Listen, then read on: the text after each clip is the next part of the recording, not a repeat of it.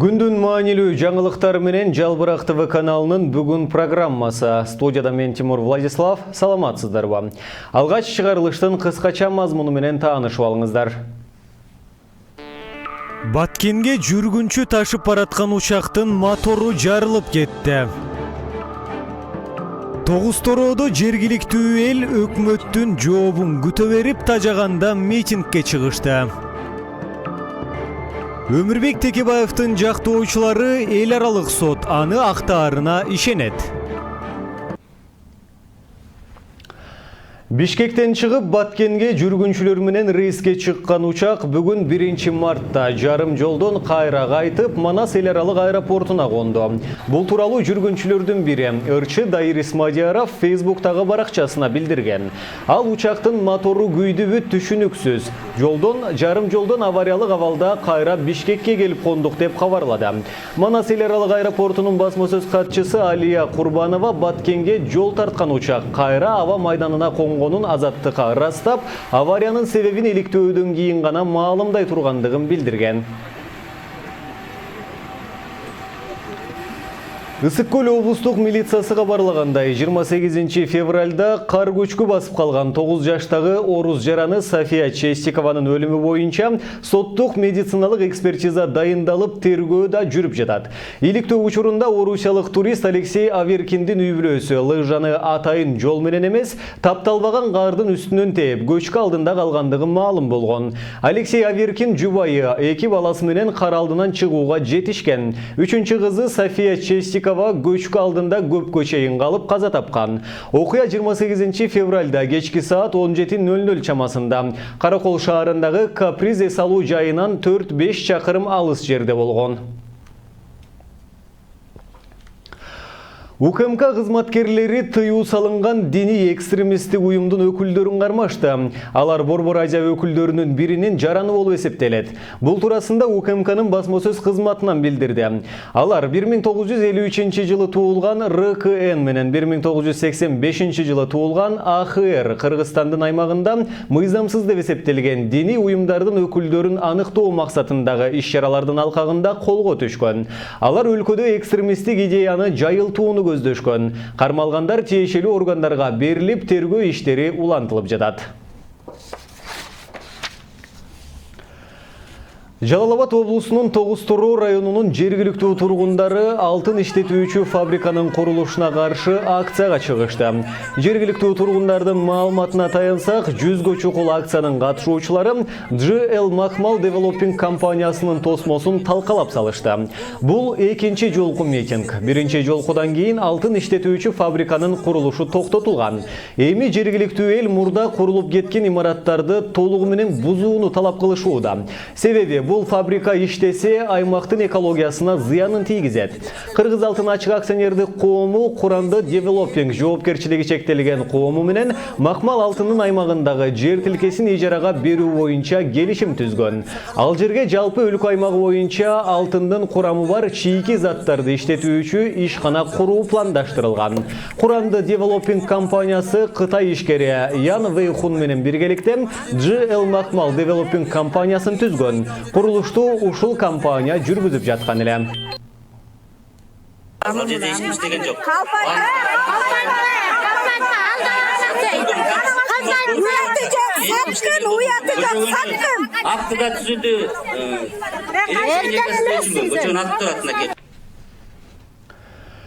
Оппозиция лидери Өмүрбек Текебаев эл аралык сотту акталып чыгаарына ишенебиз. Бул тууралуу Текебаевдин адвокаттары жана тарапташтары белгилешүүдө. Былтыр 26 февралда камакка алынган саясатчынын сот иши жыл бою каралып, бардык инстанциялар аны күнөөлүү деп чечим чыгарышкан. Натыйжада ал 8 жылга эркинен ажыратылган. Кыргыз сотторунун чечимдерине нааразы болгон адвокаттары эл аралык сотко кайрылууга бел байлашкан. Текебаевдин ишин Борбор Азиядагы адам укуктары уюму жана анын жетекчиси Надежда Атаева колго алып, учурда ишти кароо башталды деп билдиришти Текебаевдин адвокаттары. Теманын уландысы кийинки сюжетте.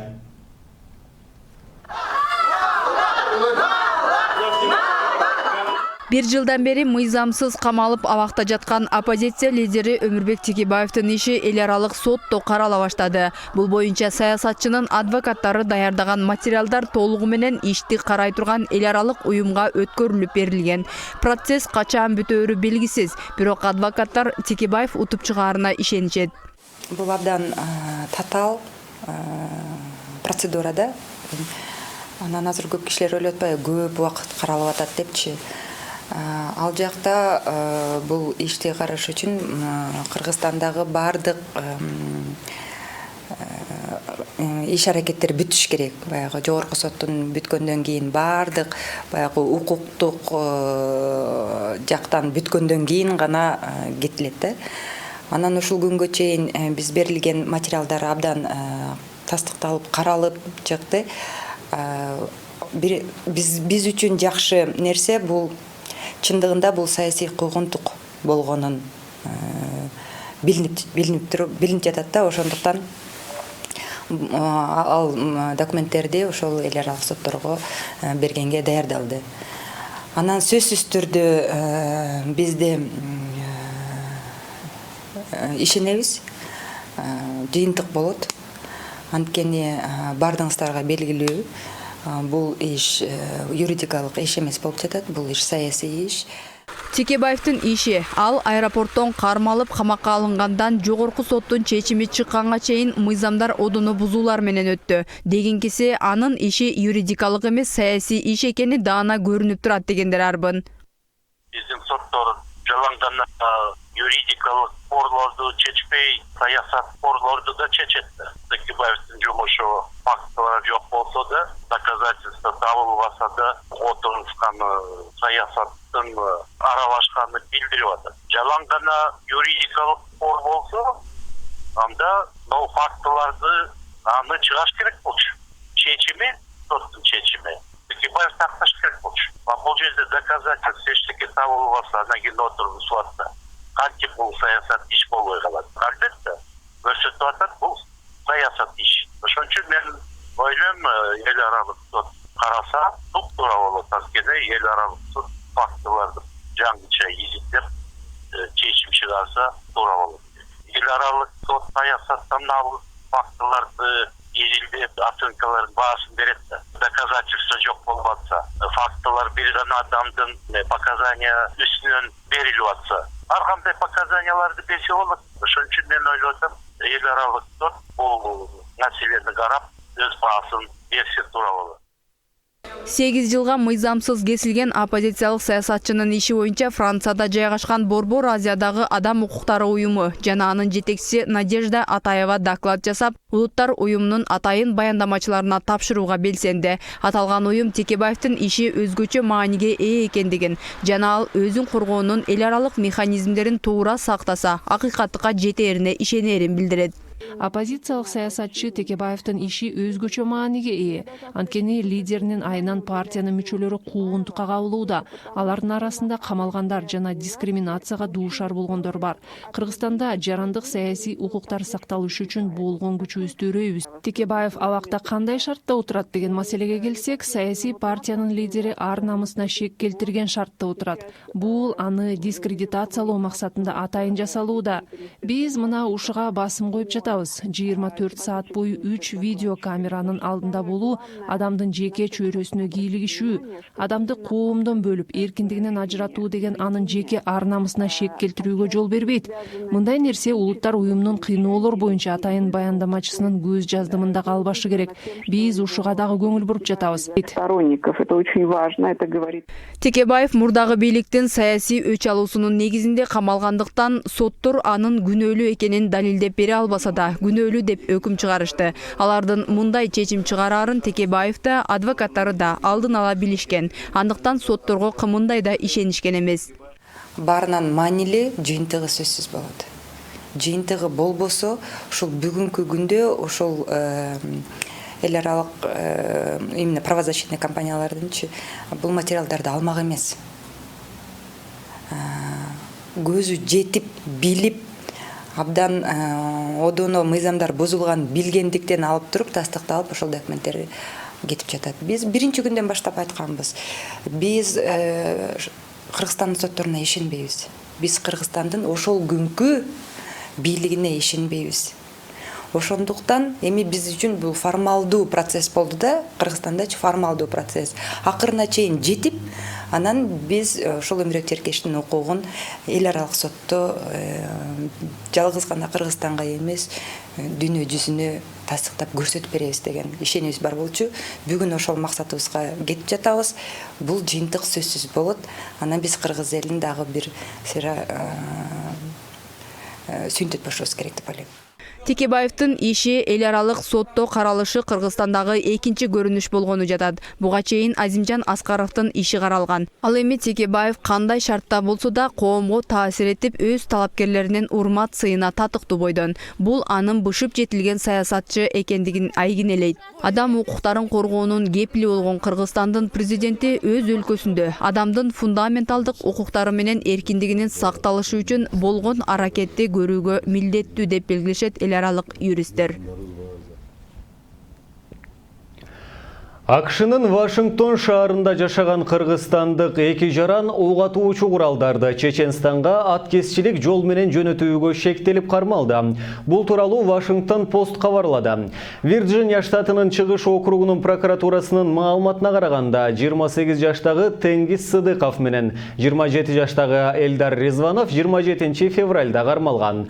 Аларга ок атуучу куралдарды сатуу, аткезчилик боюнча айыптар коюлду. Шектүүлөр 100дөн ашык курал сатып алып, аларды ашкана буюмдары жана унаалардын отургучтарынын төшөктөрү деп белгилеп, лицензиясы жок Чеченстанга жөнөтүүгө аракет жасашкан. Почтанын кызматкерлери муну полицияга кабарлап, алар мындай жүктөрдү дээрлик ар бир күнү жөнөтүп турушкандыгын билдиришкен. Вирджиния штатынын федералдык прокуратурасы күнөөсүн далилдесе, Тенгиз Сыдыков 20 жылга эркинен ажырашы мүмкүн. Ошондой эле кылмыш ишинде Замира Сыдыкованын дагы бир уулу Чыңгыздын дагы аты аталууда. Бирок экс-эл чайым Замира Сыдыкова бул иште уулунун күнөөсү жок экендигин билдирди. Бул окуяга чейин мен 2 жума мурун балам менен чогуу болгом, жаңы жылды дагы чогуу тосконбуз. Бул иш боюнча айтсам, мен баламдын досу деп айта албайм. Мурун Батирде чогуу жашаган казакстандык бала бар эле. Аны кармап кетиптир дегенден кандайдыр бир жардам керек болуп калабы деп адамгерчилик кылып барган экен. Мурун чогуу жашаган деген маалымат жалпы базадан чыкса керек. Ошондон улам маалыматтарды тактап чыкканга чейин аны дагы убактылуу кармашыптыр. Бирок аны кайсы бир жерден кармаган эмес, ал ошол жерге өзү барган. Ошол жерден адвокат жалдашыптыр. Жактоочу чыгып, менин жолдошума баары жакшы болот, камсанабаңыз деп билдириптир.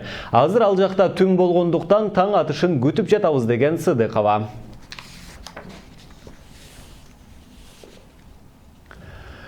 Жогорку кеңештин бүгүнкү жыйынында депутат Жанар Акаев Кыргыз темир жолу мамлекеттик ишканасындагы айрым коррупцияга шек жараткан шалаакылык фактыларды айтып чыкты. Өлкө экономикасынын локомотиви болгон Кыргыз темир жолу мамлекеттик ишканасын билесиздер. Бир кездерде бюджеттин капчыгын толтурган ишканалардын бири болчу. А бүгүнкү күндө мышык ыйлай турган абалда. Азыр банкроттук абалга кептелип отурат. Алмазбек Ногойбаев жетектеген бул ишканадагы коррупциялык 3 эле фактыны айтайын dedi Акаев. Мен бүгін Кыргыз темир жолу мамлекеттик ишканасындагы коррупцияга шек жараткан келишимдер жана шалаакылык тууралуу бир канча фактыларды белгилеп өтөйүн дедим. Өлкө экономикасынын локомотиви болгон Кыргыз темир жолу мамлекеттик ишканасын билесиздер. Бир кездерде бюджеттин капчыгын толтурган ишканалардын бири болчу. Бүгүнкү күндө мышык ыйлай турган абалда, мына азыр жакшы билесиздер, банкроттук абалга кептелди. Ишкана канчалык итке минген сайын, мына тармакты башкарган жетекчилер башын жерге салып уялып калганын ордунда темир жолду жеке менчик ишканасындай пайдаланат. Элге эмес, өздөрүнө. Ошол Алмазбек Ногойбаев жетектеген бул ишканадагы коррупцияга шек жараткан 3 эле фактын айтып өтөйүн. Биринчиси, Кыргыз Орус фондунан Кыргыз темир жолу ишканасы 8 миллион 380 миң доллар насыя алып, январдын аягына чейин 150 вагон келип иште башташ керек болчу. Мына февралдын аяктап атат, бүгүн март болду. Бүгүнкү күнгө чейин вагондор келе элек. Анын болгону 40 келди, анын дагы 10го жакыны азыр талапка жооп бербеген эски тетиктер менен келген. 40 вагон тең тендердин талабына жооп бербейт. Мына менин колумда башкы инженер Лиличенконун колу коюлган тастыктоочу документтер турат. Бул вагондорду ортомчу казак фирмасы аркылуу сатып алуу келишими түзүлгөндө эле чоң күмөн жаралган. ошол кооптонуубузду тасыктап, ушул күнгө чейин Жалал Абадка вагондорду толук жеткизелик качан жетери да белгисиз. Келишимди аткарбаган тарап 0,01% штраф төлөш керек болчу. Бүгүнкү күндө ал сумма миллиондорду чапчып кетти. Темир жолдун жетекчилигинин шалаакылынын артында Казак фирмасына азыркы күнгө чейин айыппул салына элек. Бул жерде коррупциялык макулдашуулар кашкайып көрүнүп турат. КСДПнын жаштар канатынын мурдагы жетекчиси, жарандык активист Ринат Самудинов менен жубайы Элнура Молдокадырова 4 айдан бери АКШнын Калифорния штатынын Аделанто шаарында жайгашкан атайын кармоочу жайда жатат. Бул тууралуу Тышкы иштер министрлигинин басма сөз кызматы маалымдады.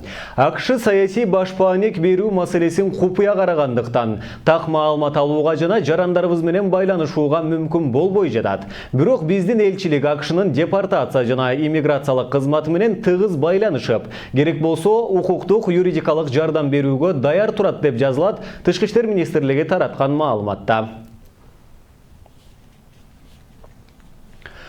Кыргызстандыктар 8 март майрамына карата 4 күн катары менен эс алмай болду. Бул тууралуу өкмөттөн маалымдашты.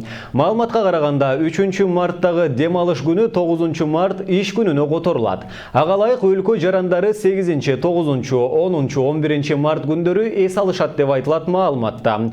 Мындай токтомго өкмөт башчы кол койгон. Ушуну менен бүгүнкү чыгарылышыбыз соңуна чыгат. Кайрадан эфир аркылуу амандашканча сак саламатта туруңуздар.